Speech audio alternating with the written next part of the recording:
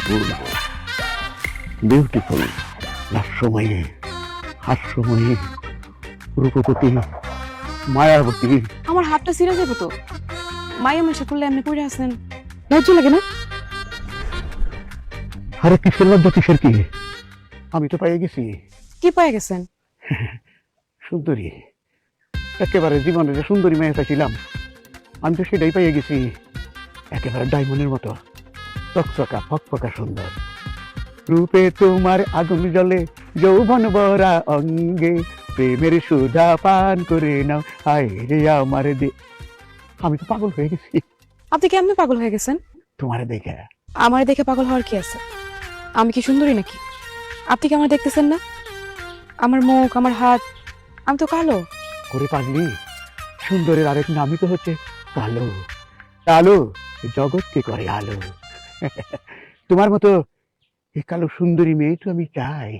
তাইলে আপনি আমার বাড়িতে প্রস্তাব পাঠাতে পারেন।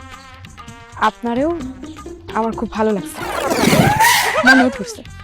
আমার জান, মা জননী, আমি তো পাত্র না, তাহলে আপনি কে? আমি ঘটক। তাহলে পাত্র কে? আছে আছে, সে এক মহান ব্যক্তি, মহান যুবক, জামিল উদ্দিন। আমি তো জামিল উদ্দিনটা চিনি না।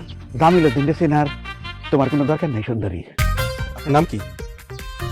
আমার যে বিয়ে করবে সেই জন্য আমার কালো পরি ডাকে।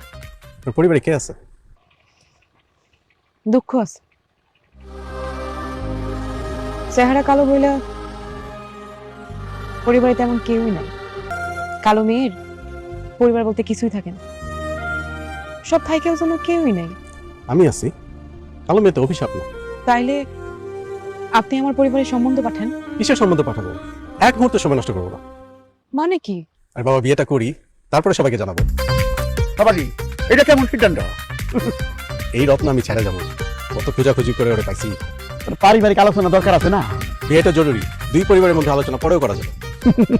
তা মেয়ে কি বলে, মানে মা জননী কি বলে? একটা রেস্ট তো নেওয়াই যায়, ছেলে তো আর মন্দ না। একটা স্বর্ণের টুকরা।